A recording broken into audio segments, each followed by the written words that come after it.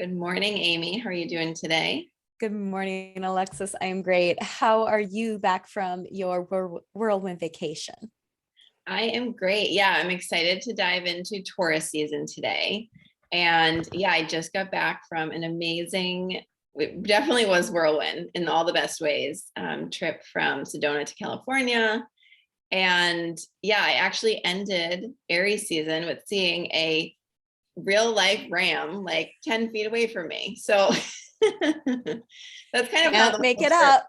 yeah, that's kind of how the whole trip went. It was just like ridiculous synchronicity after another. But yeah, I'm very excited. And it was kind of the perfect ending with ending Aries season, moving into Taurus season with all these beautiful California flowers and spring, and then coming home and everything's in more bloom than it was when I left. So yeah, definitely feeling the Taurus vibes and excited to dive in to our podcast because we had a little hiatus, but we're back. Mhm. We're back. We're back with We all the good missed you stuff. all. Yeah. And we have been hearing your requests for come back to us, and we're back. Game Yeah, on. we are back. And this is a big one because Taurus season, we have an eclipse season within Taurus season. So it's a big one. And just to touch on that, because I feel like that's a big kind of part of Taurus season. So we have the sun in Taurus from April 20th to May 20th.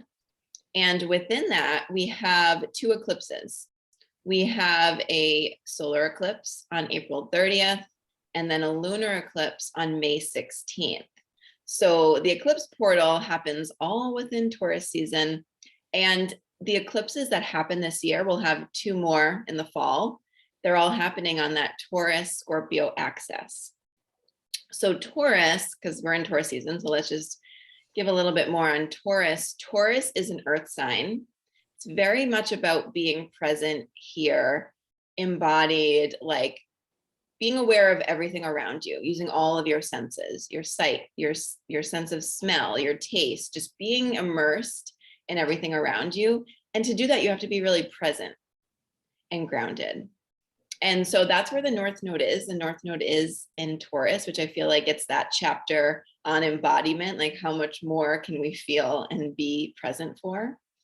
And that means the South Node is in Scorpio, which brings a depth.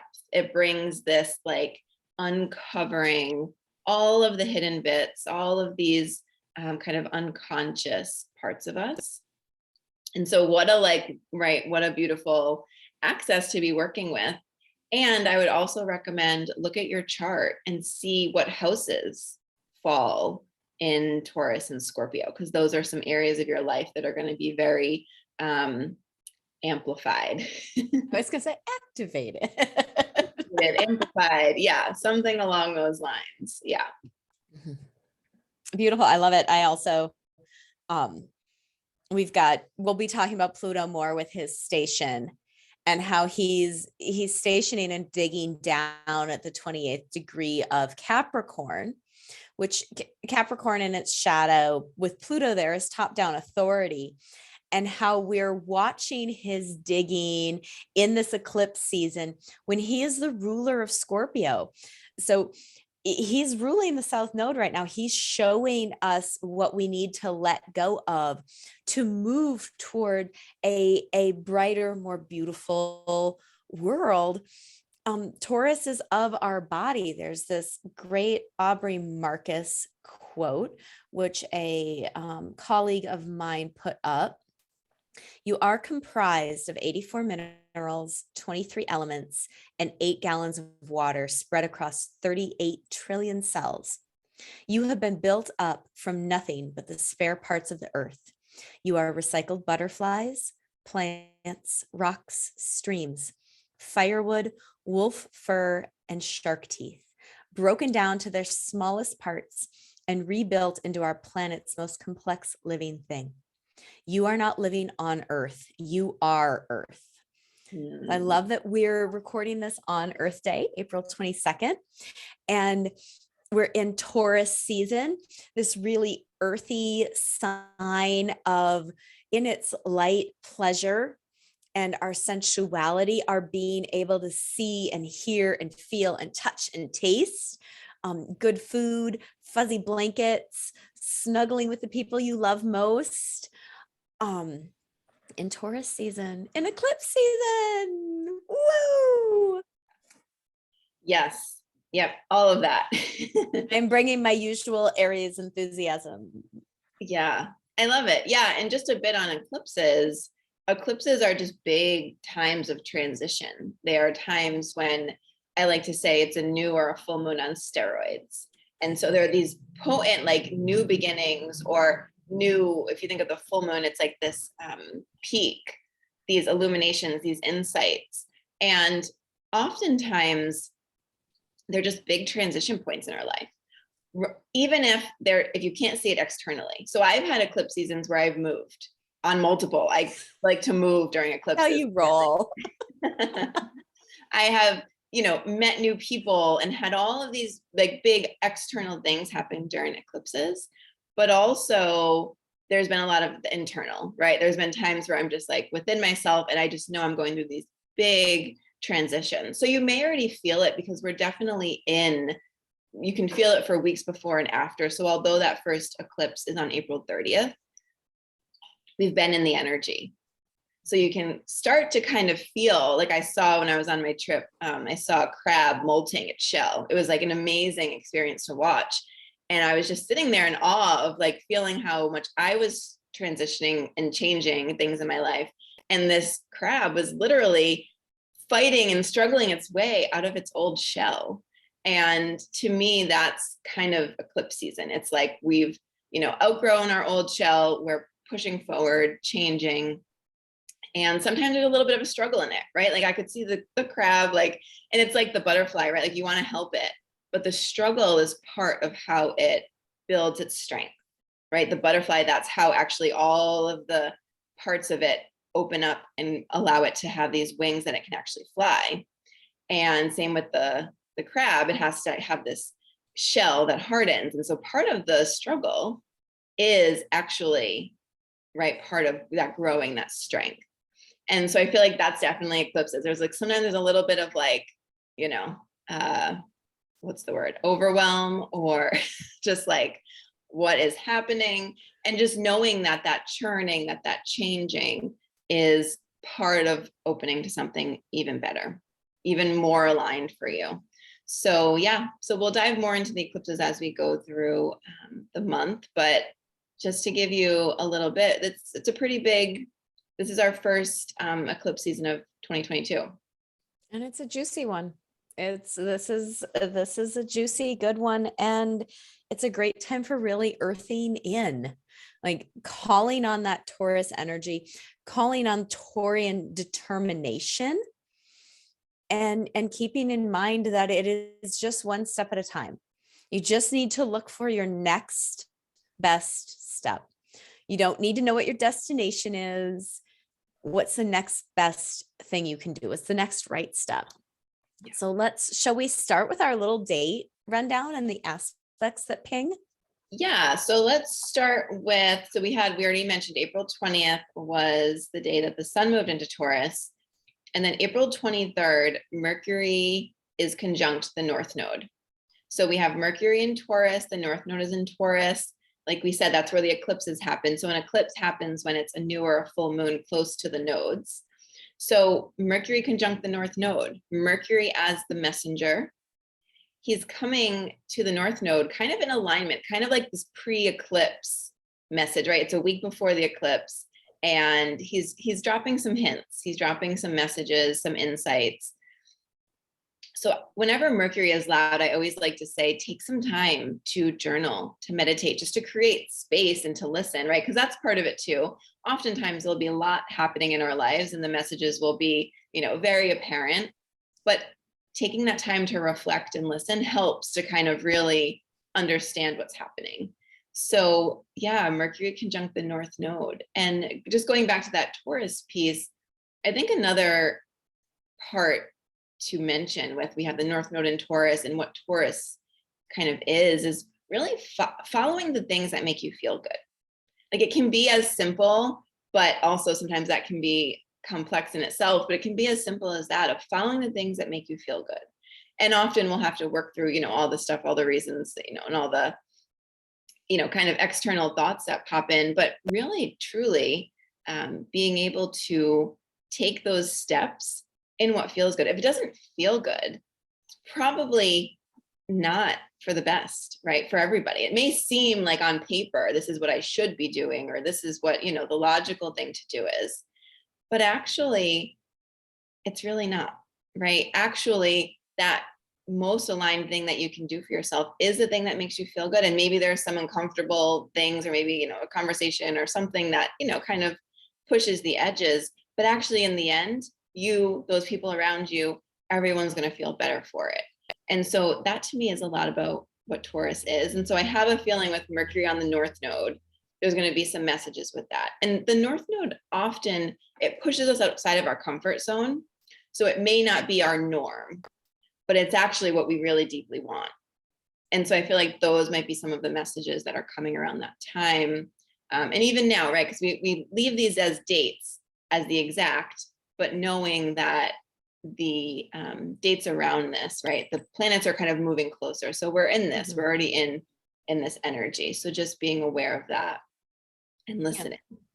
And that the idea that the North Node is moving us out of what we know to work toward and move toward our North Node, it asks us to do something different.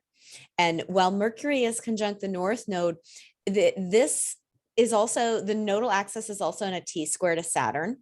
And Mercury conjuncts Hecate today, the 22nd. So our friend medicine woman, Hecate, dark goddess, is in Taurus right now. She's wanting, what is the medicine we can bring to the earth? So really paying attention to the messages. We've got rain here in Minnesota happening today, forecast tomorrow. We're in a drought. We need this rain. This is a message to just slow down and let this happen. Have I been really missing nice weather because it's been cold here? Yes. And the medicine in this is the ability to slow down and let the messages come. And the T-square that the nodal axis is in with Saturn, this energy of Saturn wanting us to make a decision. Are we going to stay in our comfort zone? And there's nothing, I'm not bashing comfort here. Comfort is a lovely thing. It's a very Taurian idea.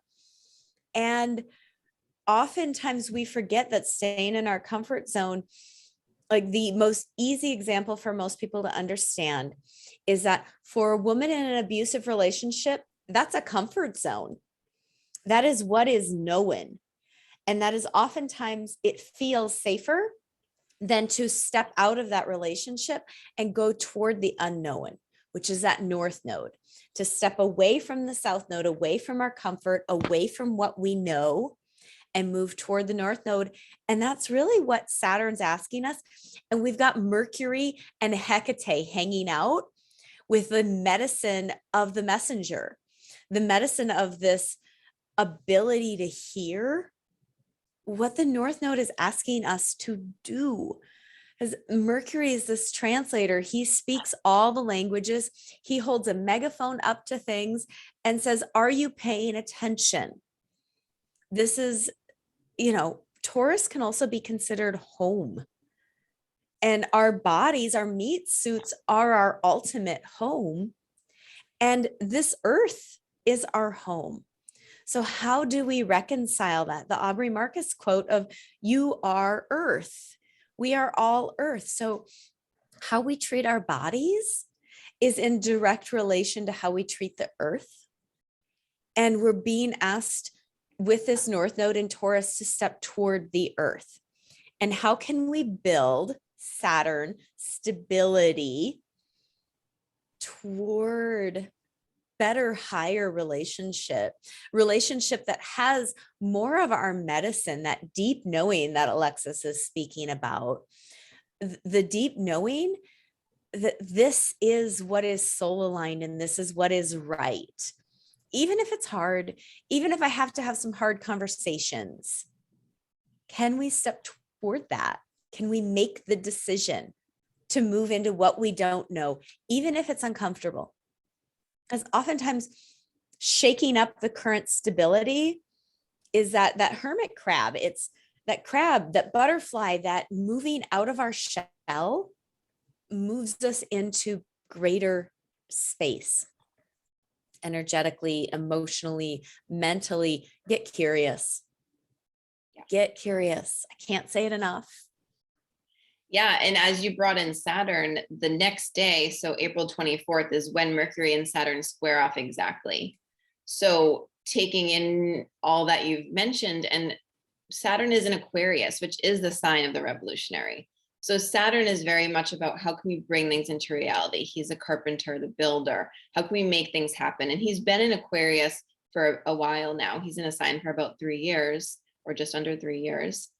And so he's been working, like we've been working through this, right? We've been working through these Saturn themes for the past 2 years. And again, that square exact to Mercury happens on the 24th. So to me, it's very much about all of that we've been mentioning, of just kind of more of that message of the way that we create what we want and we build what we truly want is to step out of our comfort zone, to think differently, right? Aquarius is about the mind and new perspectives. How can we look at something differently, see something differently? And then we have Mercury in Taurus. So to me, it's a very like beautiful energy of we really get to bring things in and create. I know Aries season was a big kind of energetic boost of like, you know, kind of that coming out of winter, wherever you are in the world, that's the energy of Aries, is coming out of winter with this new birth, this new, as Leo leaps across, right? It's that energy, like that new energy, that pioneering energy. And so having Taurus season is really about, we can really bring it in and ground it, and all the stuff that we had, new ideas or, you know, anything new come up during Aries season, we get to ground it, root it, and integrate it. And so to me, this Mercury with the North Node and Mercury squaring Saturn, it's really about bringing things in. And like you said, it's going to most often mean us stepping outside of our comfort zone. Yeah. I love that Leo shows up as you're taking action. The cat has arrived for the podcast. He is hunkered down. And this thinking differently about our relationship to our bodies, thinking differently about our relationship to the earth, thinking differently about our relationship to home and the idea of home. What does that mean? And how can we be more innovative around it? So yes, our friend Saturn, the carpenter, he wants to know how we're going to innovate what we build. Yeah, I love in the way that you were describing the thinking differently, and also just think like, how do you want to feel in all aspects of your life, right? Like, how can you look at things differently so that they actually feel good in all areas of your life? Because you really truly can feel good all the time. And it doesn't mean like being happy all the time, but you can feel like fulfilled and aligned no matter what the ups and downs are, right? And so I think Taurus is really pointing us in that direction of like, yeah, life is going to happen. Life is crazy and wild, and we just can't predict what's going to happen next. We just can't, right? And Taurus is you can't make it up. You can never make it up. No, but Taurus is very much about like the stability, and it's a fixed earth sign. But it's, to me, it's that it's both. It's that we can be fully here, fully present, and open to how we can look at things, see things differently in all areas of our life, so that it feels good, right? Like our work, are we happy? Because we spend a lot of time, right? Like working, you know, especially for those, you know, if you're working a 9 to 5 or you're spending a lot of hours working, that's a lot of time in your life. Are you truly fulfilled from it? Not to say it won't be challenging, not to say there won't be days where you're, you know, like kind of, you know, a little overwhelmed, but does it feel good? Like at the end of the day, do you feel fulfilled? And so I think it's kind of taking inventory in all aspects of your life, like your relationships, your everything, and definitely your relationship to your body, like you had mentioned. Does it all feel good? So that's kind of more of that Taurus energy. And then we move towards April 27th.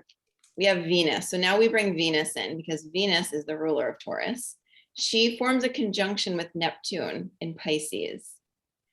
And she loves, so she rules Taurus. That's one of the signs that Venus is home in. But she also likes Pisces. She's exalted there. So that's where she is now. She's in Pisces. And so whenever the ruler of a sign does something during, right, during its season, there's more emphasis there. So definitely there's a highlight here. If we were to highlight something during Taurus season, it's like highlighting April 27th. Yeah, sparkles and like gold.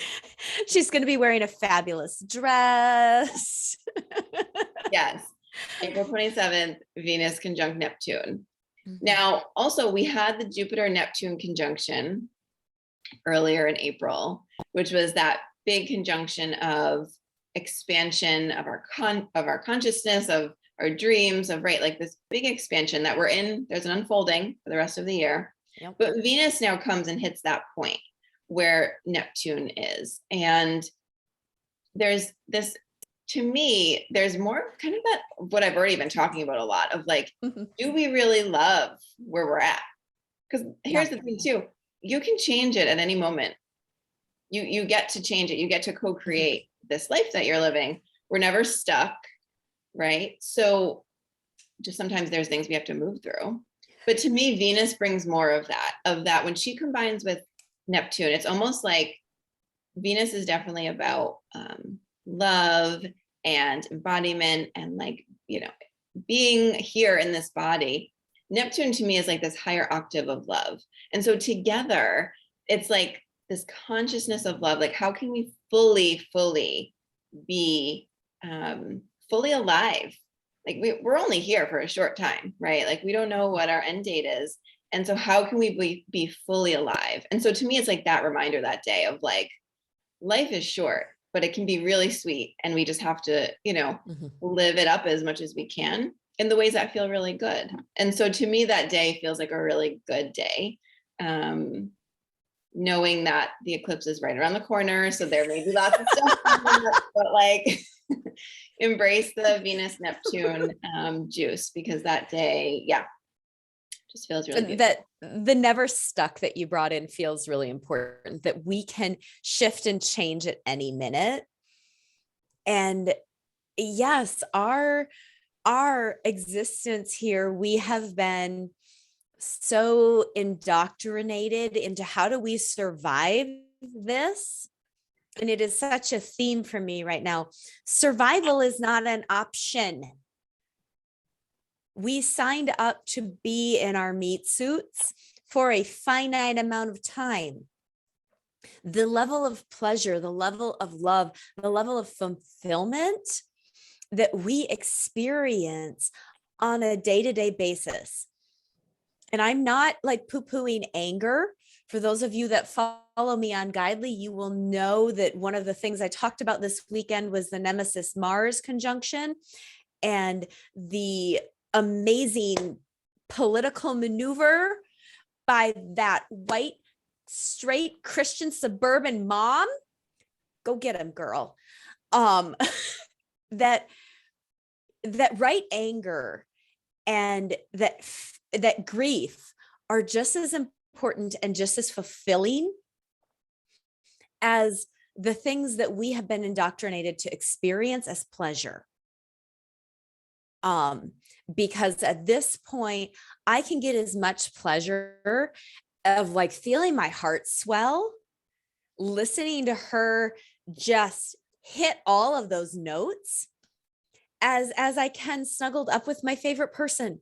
Like there is pleasure in both of those things. And while there is right anger, like that nemesis line of how dare you, it's right anger. I'm just not angry to be angry. I'm not angry because I'm trying to manage anything outside of me. So it really is this falling away, the Scorpio South Node of shrugging off the things that don't work. And that includes our ideas that keep us stuck. The ideas that tell us that we need to stay in the thing And yes, I am talking from a place of somebody who looked around at my corporate job a decade and a half ago and realized it was sucking the soul out of my body. And all I was doing was making rich people richer. And I was so disgusted with myself. And yes, I quit my job and went back to school and changed everything. And it was a moment of I'm not stuck. It was also my Saturn return, which we will get into in one of our astrology 101 places. And Alexis, you can speak to this too. That moment where you really ask yourself, am I going to continue to move from a survival perspective when survival isn't, it is the one thing we're not guaranteed here. So how do I thrive? How do I move toward thriving and co-creating with the divine the life that is actually calling me? And you can make it like right now it can happen. Yeah. And it's that full spectrum. Like you mentioned, like to be fully alive doesn't mean we're happy all the time. It just doesn't. And it's honoring all of the emotions as beautiful and honoring that, you know, when we hit the rage or the grief, or there's moments when we are feeling overwhelmed, or whatever the full range of emotions are, is that we allow ourselves to feel it fully. And the funny thing is, the more we allow ourselves to feel it fully, we move through them and we're not stuck in like anger and sadness for weeks. We're stuck in it for like, not even stuck in it, we're experiencing it for sometimes minutes. Right. And sometimes it has, you know, sometimes there's reasons to be in it for longer, but we move through it in a way that we come on the other side and we just feel so much more alive. Right. That we just feel. And then when we are in those moments of expansion, and when we're, you know, standing on the top of a cliff in Big Sur, you're just like, you're feeling even more than you could have felt before, because you're feeling the whole spectrum of all the emotions. And so Wait, let's do a little tiny bit of neuroscience quick. To just like ground this in a little bit more. The time it takes for an emotion in present time to move all the way through us is 90 to 120 seconds. That is the amount of time it takes for us to be present with a feeling. And the more that we work on that pathway of being present with a feeling, it's like sweeping debris out of that channel. And you have a clear river then. It is that moment. Anybody who has ever had a moment of intense grief where you've just been present with it and you just let it take you, and then suddenly it stops and you're like, where did it go? That's that window of being present where you can really grieve and you can really cry hard. When that channel, when you're practicing being present with it, it then doesn't get stuck in your body. You don't have a lingering psychosomatic physical issue, because emotions do. Department of Mysteries, check out your pelvis. For stuck emotions, there's a lot of other mystery, wonderful things in the pelvis, and it can really get stuck in there. So the more we practice activating our presence with what we're feeling and fully just letting it roll through our body, whether it is the absolute glee and awe and wonder of a cliff in Big Sur, or whether it is the on the floor grief that just feels like it's going to suck you down, the presence of that clears that neural pathway. And it is why we can move things faster when we work with being present. Okay, now I'm done. Tangent over. I love it. No, and I'm like reminiscing in my trip, because I'm laughing at, you know, I've been to Big Sur before, and was an amazing experience, like it always is. But I'm just laughing at the friend that I went on this trip with, we were walking down one of the paths, and it was one of the last days we were there, and we had this amazing trip. And, everyone's walking in and out, and, most people are just, taking in the scene. And the two of us are like, oh my God, this flower. And oh my God, we like found this little hidden pathway to this waterfall. And we're just laughing our way through the whole thing. And everyone who's like passing by us will like look at us and smile and like, wow, what are they laughing about? Like what is so amazing? And a couple people we talked to, and then we walked through this tunnel, and then we're just like, everything, we were just like, oh my God. And she was giggling, and we were just like truly feeling to our bones the amazingness of this. Like just this one hike we went on, and we walk out to the ocean, and I can just feel like also the permission to allow myself to feel that much. Yeah. Right. I can feel when I was there 5 years ago, it was like, it's a crowded place. It's like, oh, I don't want to look like a crazy person, like laughing and dancing. And I've always kind of been like that. I've always had a great time. And like, well, I always had a good time, but I could feel it was to a new degree, right? I could feel like the laughter and the, excitement I had 5 years ago had just expanded. And it's only because I have allowed myself to feel all the feels, right? Because it's not just that excitement that's bypassing if you're just trying to get to that place. You have to really, truly feel all of the emotions.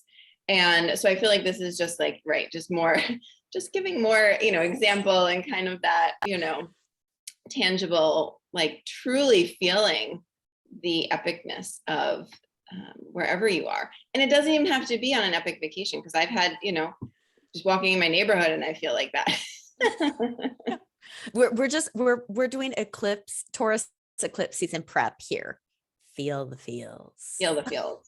And remember that everything that's going on in Taurus is answering to Venus and Pisces, because Venus is the ruler of Taurus. So anybody who's in Taurus is kind of checking in with Venus. Even if they're not aspecting, there's an energetic check-in of where is the pleasure? Where is the beauty? Where is the harmony? And Venus is over exalted in Pisces, coming into contact with Neptune. And Neptune is one of the rulers.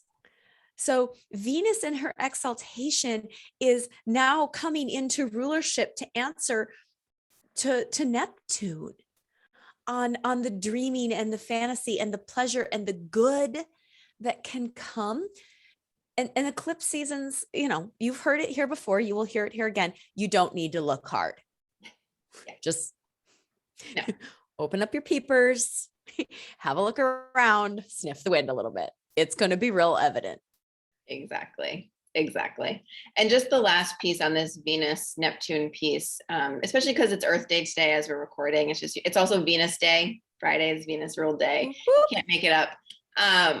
That there's a piece that I've been really feeling of, especially being out traveling and in these magnificent parts of the earth. I was like, the earth doesn't need healing. The earth will be fine. Yes, we have done things to the earth, but the earth, even if it becomes we're not able to live there. What's that word? Uninhabitable? Yes. Uninhabitable to us, the earth will be fine. Mm-hmm. The earth will figure it. Like the earth is already doing what it needs to do.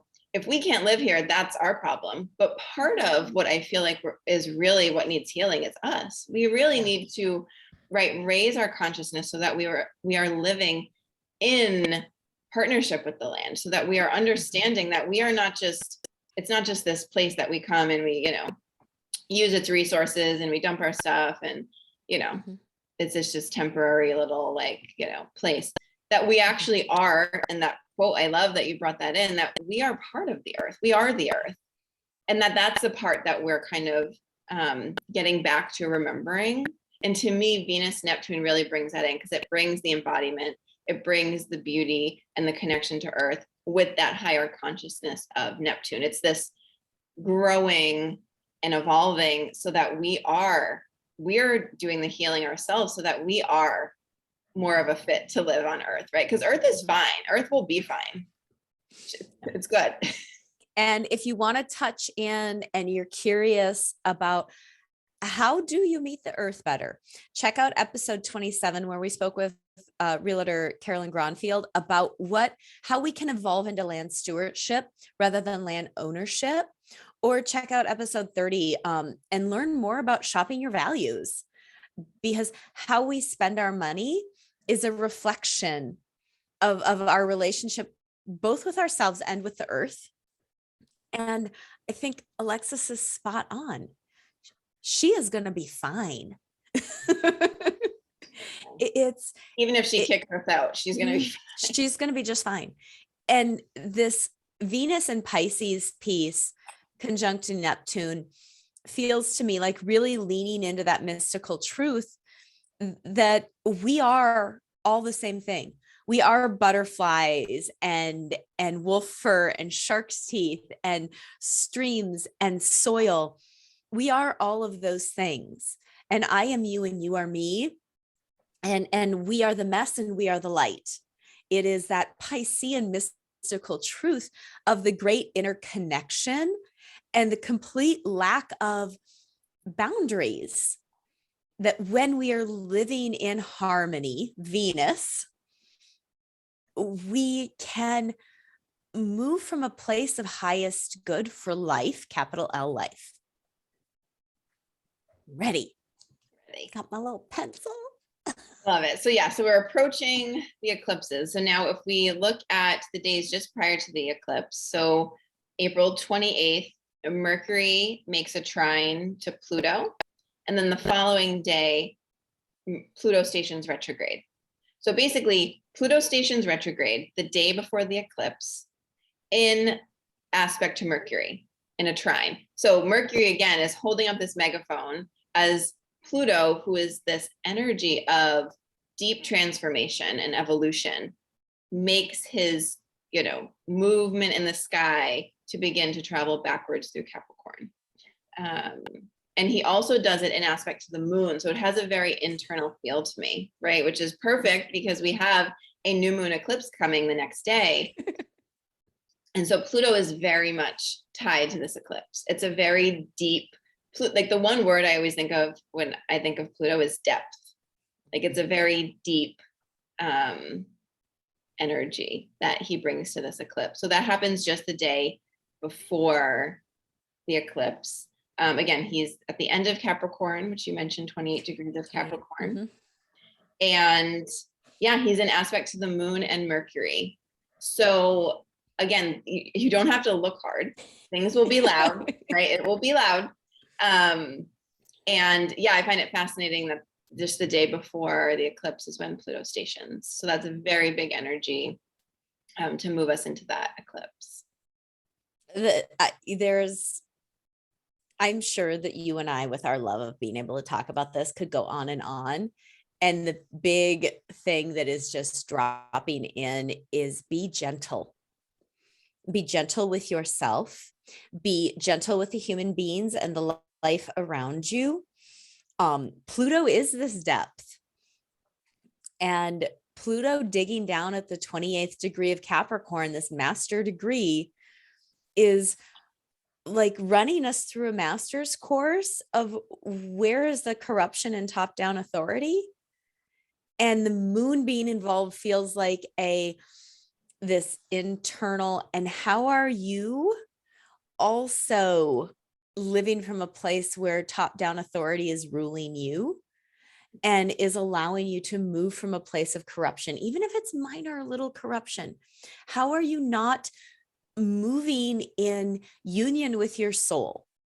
Because that is a moment I think we did a Q&A Instagram live once, and one of the questions was about sin. And moving against your soul is sin. It's corruption. So just be gentle with yourself. That's my whole thing. That's it. Be gentle. And bring in some of those Taurus things, like nourish yourself with good food, like take a bath, like do the things that feel good, because those things are going to, like, you're allowed to have those things, those things that are the comfort, like those are good for you. So really take care of yourself, nourish yourself, go on walks in nature, just connect to your body, because the more present you are, like you'll be able to move through whatever is coming up, for sure, right? Like we can handle whatever comes our way. And so the more present and the more embodied and the more that we're taking care of ourselves, yeah, the more that we'll be able to move through whatever comes up. And also that day, so the 29th, which is the day before the eclipse, Mercury enters Gemini. So he does that kind of last round he aspects Pluto right before he leaves Taurus and enters Gemini on April 29th.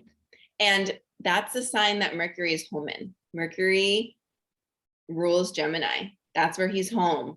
So he gets in position for the eclipse. Like right before the eclipse, he literally gets into his home position.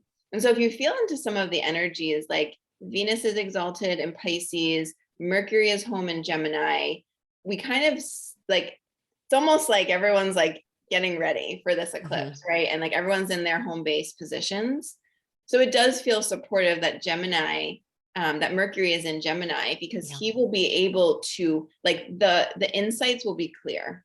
The thoughts and the pieces, although it might not be clear like immediately, throughout this eclipse season, throughout these 2 weeks, we will know, right? There will be more insights that come in, maybe piece by piece. I feel like that's another kind of Gemini energy of like, we might get piece by piece, right? We always want to see the full picture. I mean, we just always do, because that's just how humans are. We just want to know and see all, but it may come piece by piece, but it feels supportive that Mercury is in Gemini for the eclipse season, because then the next day is when we have that new moon eclipse. So yeah. Be gentle with yourself and everyone around you. Hecate says so. Yeah, that's the medicine from Hecate.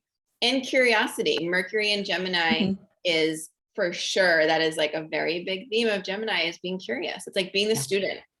Like, oh, all this stuff is happening around me. Oh, like all this like seemingly right chaos. Let me get my popcorn out and take a look and what's going on. Like, be curious, because that also, when you can bring that energy of like, right, we're just like watching this movie unfold, that we're able to see things from a different, right? When we're in it and we're so like serious and we're so just like in the muck, which is fine. Like we get in the muck and that's just okay. It's an okay place to be.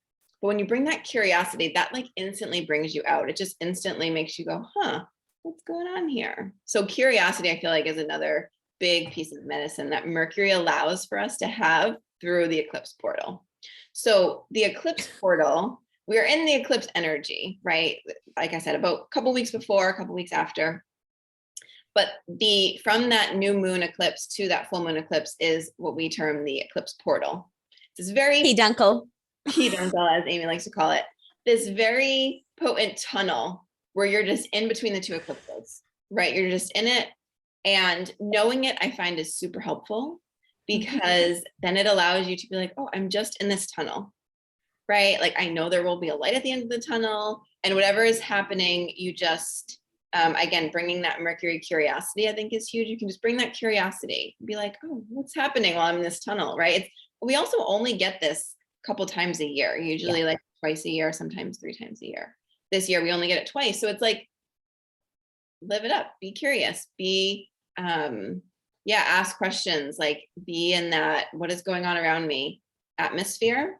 So that happens on April 30th. We have a new moon eclipse. It's a partial solar eclipse in Taurus, 10 degrees of Taurus. You can look at your chart, see what's happening around 10 degrees of Taurus. And that happens at 4:28 p.m. Eastern time. And yeah, that same day of the eclipse, Venus also forms a conjunction with Jupiter in Pisces. So it feels like to have Pluto station retrograde the day before, to have Venus join with Jupiter, who is about expansion. It feels deep and high and big, to like, it's a new moon on steroids for sure. But then you have the depth and the height, and it's very big. In the energy of this 2022 Jupiter-Neptune conjunction of like allowing ourselves to dream big. So you don't have to do anything really around eclipses. Again, we've said this, but like you really don't have to do anything. You just have to be aware. And just if there are doubts or there are pieces of you that just doesn't believe, right? And you kind of get in that like just place where you're just like, I don't know about this. Have reminders. I think that's the only piece for this new moon eclipse is like have reminders that your dreams are possible, that the bigness is real, and that you don't have to do anything right now, but just observe where the doubts come in. You can just tell them like, no, I really do want this thing that I love. I want to be in this place that I love. I want to feel and all the things. And I think that's the piece, because with Venus and Jupiter there on that day of the eclipse, as we enter the tunnel with Pluto, Venus, and Jupiter, it feels very big in a good way. Especially Venus and Jupiter bring a very beautiful energy of expanding as Venus, the ruler of Taurus, and this is an eclipse in Taurus, this expansion of what is possible, what we are able to feel and experience, and that we really do, we can co-create a life that we love. So that all is like in the entrance of the eclipse. And, you know, you were talking about Mercury and Gemini and getting curious, and what popped into my head is that CNC Music Factory song, for those of us of a certain age, the things that make you go, so just for those of us of a certain age, you younger people may not remember that song. that Mercury curiosity, and just, hey, what's going to come up with this? Right. And being gentle about it, being gentle, being curious. It's big. And if you need a nap, take a nap. Yeah. Take lots of naps. It's totally Take fine. lots of Definite naps. Taurus. Naps are a definite Taurus thing. Yeah. For sure. So what happens next? So on May 2nd, we have Venus entering Aries. So she leaves Pisces and enters Aries. So there's this spark, this like passion that gets ignited with Venus. And it's funny because I love Venus and Aries, and I know you do too. Well, we're Venus and Aries females. We are. And the funny thing is that's a place where Venus is known to be in her detriment, where she's not as comfortable.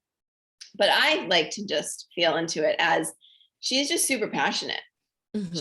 She may not be her like Venusian, take it slow kind of self, but she's very passionate. And there's an ignition that comes that I think is really important for this period that we're in. We're in this like, very still Jupiter and Neptune are still in Pisces in this dreaming big energy that Venus brings in the spark of like, if you're not passionate about it, if you don't have a burning desire for something, it's just going to stay kind of this dream, in the background.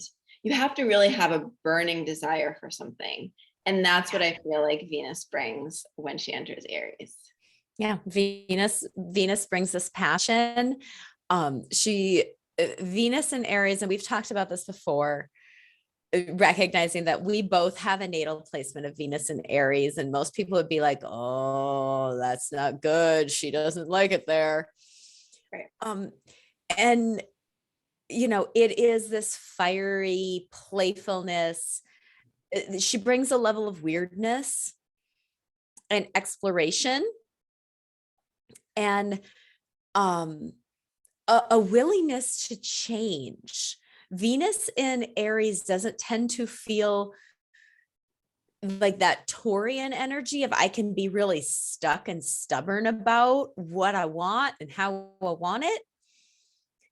Venus in Aries has well, I know this is what I want, and I'm going to go after it with all of this fire. And I can shift if I get to a point, like I'm not just going to go after it out of an ego place because I said I want it. I can go after it and be like, oh, it turns out that isn't a thing. And so let's redirect all of this that way. There's a newness to Venus and Aries, and her bringing that freshness and the yes, the fuck yes. Venus and Aries is fuck yes. Yeah, and there's an excitement that I feel with Venus and Aries. And so that happening in this eclipse portal, I think is really beautiful because, again, we start the eclipse portal with new moon energy, and it's a new moon in Taurus. And then what did you say? Building. There's a building energy. Yes. And Venus can bring that. Right. And she brings this excitement to this like spark of the new, right? Because I do feel like Aries season ignited a lot.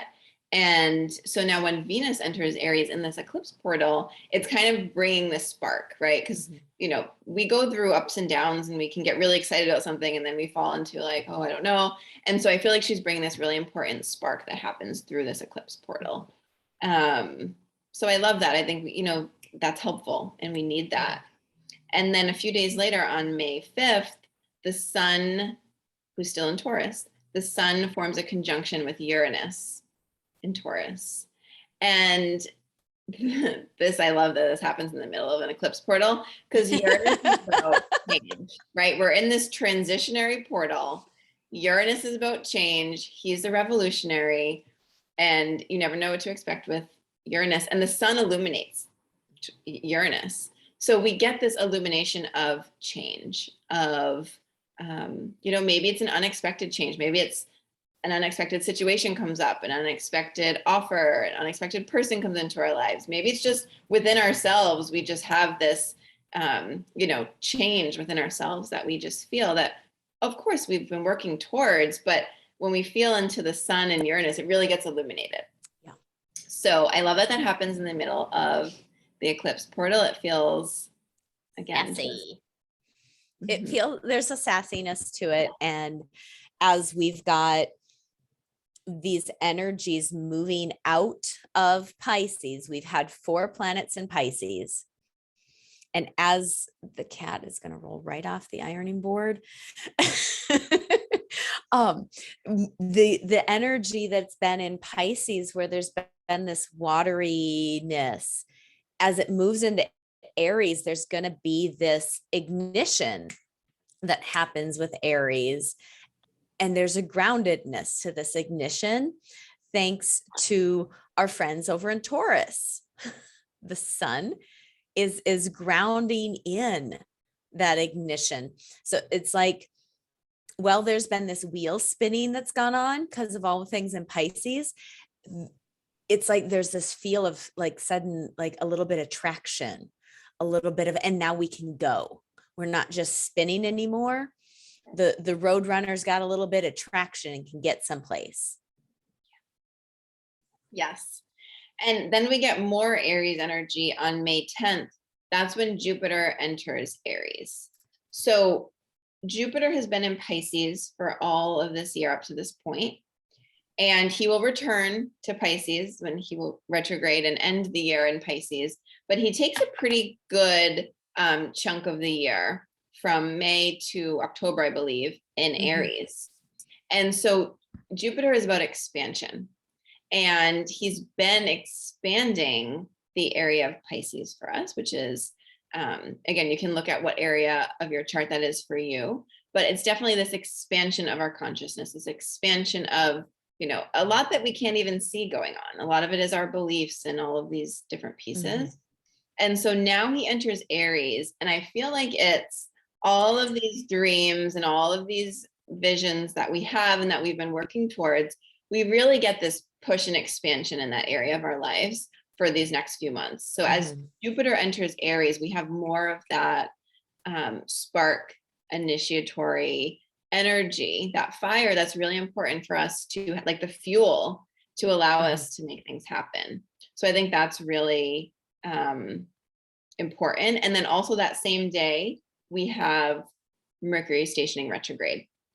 So Mercury will be in its shadow for from April 25th to June 18th. So as we're recording this, Mercury is soon to be in its shadow. And then on May 10th, we have Mercury retrograde. So Mercury is in Gemini, and it will travel, he'll travel from Gemini back into Taurus over his course of his retrograde. But that also is a time where it's interesting because we have this Aries energy with, Venus in Aries, Jupiter in Aries, this fuel, but it definitely feels like there's, especially because we're in an eclipse portal, and especially because we have Mercury retrograde, there's a lot of internal pieces, right? And not to say that things won't happen externally, because of course the internal reflects the external, but there's this opportunity for us to really see and move through the pieces that we need to within ourselves. So good. Yeah, we're starting retrograde season again. We've had this 6 weeks where everybody's been direct. Mm-hmm. And with Pluto stationing on the 29th of April, we're starting a retrograde season again, where we're going to start to see more of these energies stationing retrograde to bring us internal and ask us to review. What is our relationship to transformation and depth, Mercury? How do we communicate with ourselves, Mercury? Season. All in the and then uncle. Right. As it happens in this eclipse portal, that we also get to review the past few weeks. So that'll be on May 10th. We'll get to review and see from a new perspective the themes that have come up for us from that period of April 25th to May 10th. So those few weeks, we get to review that period. And because that's what happens when Mercury moves backwards, he's moving back over the places that he traveled those 2 weeks. So we get to review, and it's all happening when there's this big transitionary change energy. So so that feels like a pretty potent Mercury retrograde. Yep. For sure. Little eclipse, Mercury retrograde, giddy up. Yeah. In his home sign where he starts off in Gemini. So that feels definitely big. And then also, and just to mention too, because it's an air sign, it may have a lot to do with our thoughts and beliefs and like how our mind, just journaling could be really helpful. Allow your mind to get its thoughts out. And also talking, right? Gemini, I always think of like the social butterfly, like talking to friends, getting kind of your thoughts out can be very helpful to kind of understand and have, those people that you can talk to. And then on May 13th, we have the sun conjunct the North Node exactly. So this just feels like, again, that illumination within the tunnel. We're kind of coming out. We're gonna just a few days later have that second eclipse. So we're towards the end of that portal, and we're good. It's gonna be a big day. Everybody just pay attention. Just start that day. Start it. Yeah, big illuminations, especially around really everything that we've been working through Taurus season, through the eclipse season. The sun illuminates it. So the sun also, it can have that energy of, pushing our edges, kind of pushing us outside of our comfort zone even more, but knowing that there's a light at the end of the tunnel, because that is like those last few days of that eclipse portal. I feel like that Shakti Shake shit said it all. It was a whole thing. Yeah. Yep. That's confirmation that's definitely a big energy. And then, we'll end the eclipse portal with that full moon eclipse, 25 degrees of Scorpio. I just love Scorpio. Scorpio is just such a deep and, there's a passion with Scorpio too. So there's this full moon energy. That's the second eclipse. There is this illumination. And it can also be emotional. Full moons can be emotional. And then Scorpio, because it's a water sign, there can be some big emotions. There also can just be some big insights. Scorpio is very much about the unconscious. It's a very has that psychic quality of just being able to know and see things. And so, spend some time. Just again, you don't have to do anything, but just observing what's coming up around that time. What are your insights? What are your kind of gut feels around that May 16th full moon eclipse? So that's a total lunar eclipse. and it occurs at 12:14 a.m. Eastern time, so around midnight Eastern time. And yeah, depending on, what the quality of the sky is, those lunar eclipses are when the moon so is cool. like that red color. And yeah, so because it happens where we are, at least in the US, it's going to happen overnight. We should be able to see that total lunar eclipse, and it's a total lunar eclipse. So they're so fun. They're so cool to get to witness that movement and that shift. And I love that we have the opportunity to see it for those of us that are willing to, venture out. And if the sky cooperates and is clear. If it's a clear sky, for sure, because we never know. But yeah, so that is May 16th. And so that is that period from April 30th to May 16th when we're really in that eclipse portal energy. And then we'll still feel the unfolding and the integrating of it for a few weeks after as well. And we'll have 2 more eclipses in Taurus and Scorpio later in the year. And then next year we'll also have a Taurus and Scorpio eclipse. When we're around. So this is kind of like part 1. Part 1, we have of three. We have part 2 in the fall, and then there'll be a wrapping up next year with this Taurus Scorpio axis. So yeah, it's only part 1. So just, we got time. Be gentle. Be gentle. Yeah. So just to wrap up Taurus season, the last few days of Taurus season, we have on May 18th, Mars conjunct Neptune. So we haven't heard from Mars in a bit, although actually, this is a good reminder. I almost forgot to mention this, that Mars is aspecting both the eclipses. I don't know how I forgot that one, but Mars is like, excuse me, I have a bigger role in this than you think. So Mars is in a supportive role for both eclipses.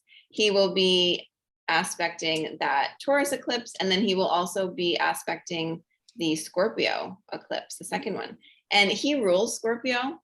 So I do have a feeling that Mars brings this ignition. He just activates whatever he touches. So he's literally activating both of those eclipses. So not only do we have these new and full moons on steroids, we have all the big energy that we talked about, we also have Mars activating it. So there's just, they're really leaving no stone unturned with these eclipses. So yeah, Mars is for sure a part of those eclipses. And then he forms a conjunction with Neptune in Pisces right after the eclipses. So to me, that feels like this kind of final piece, like just this wrapping up piece coming out of the eclipses. Neptune is very much about this high spiritual, just making the unconscious known if we allow it to, removing the veil if we allow it to. And so I feel like there's this activation that Mars brings to really let us kind of see what happened, to allow us to reflect on the whole eclipse season, that whole portal that we were just in. So that happens again, May 18th, just 2 days after that full moon eclipse. Originally, Mars was an agrarian god. He was, for the harvest and the planting. So there is this planting of the dreams, it feels like for me, with this Mars and Neptune coming into conjunction is the planting and the tending and calling on Mars's more agrarian energy. And how do we honor what we're going to plant? How do we meet that and plant something that is our highest desire? As Mars was also a lover god before he just got kind of reduced to this warrior aggression piece that he is so often perceived in. He was a lover. He was a lover of things that grow, and he was about desire.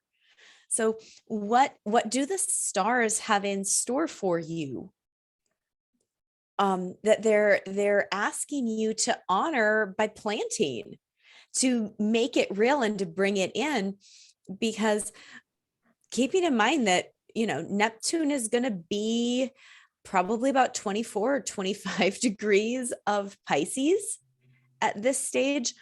So with the speed that Mars moves, after there's this meeting in the sky, he's going to be moving into Aries to ignite it. He's going to be moving into his home sign from a place that he is not comfortable. Mars could just happily skip over Pisces into a home sign with this like planting. And remember that sometimes we plant seeds that are just meant to return to the earth without sprouting. So it's both, like bringing in that Scorpio releasing piece. Maybe there are things that your ego desires that it's time to let go, to release. Yeah, and that's a big part of the South Node. We, didn't mention that so much, but that's that second eclipse, that Scorpio, that's where the South Node is. And so there's a big releasing with that as well. And so, yeah, I love that you brought that in, because that's very much the case. We have to release the things that, and honoring that they were aligned and that they got us where we needed to go. And there are things and people and all of it that were exactly what we needed. But things change. And so we can take inventory on those things and allow those things to fall away so that we make room for more. And that's always the case. We're in a continual process of that, of like releasing, letting go, and expanding into more. And so that's definitely that South Node, releasing what is no longer for us. That's a big part of that, particularly that full moon in Scorpio that we have. And I think it's beautiful. Hold what Alexa said. Just because we're releasing something doesn't mean that it wasn't good, it wasn't beautiful, it wasn't aligned, it wasn't in service, because it got us to where we are in this moment so we can take our next aligned step. Even the things that maybe hurt and are maybe sticky, they got us to this moment.